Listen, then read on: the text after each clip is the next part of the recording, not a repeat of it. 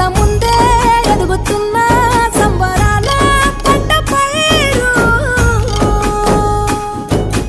వంద గడపల మందన పల్లె గోడ గట్టని గూడు నా పల్లె చెరువుల తుల్లటి జల్ల షాపోలే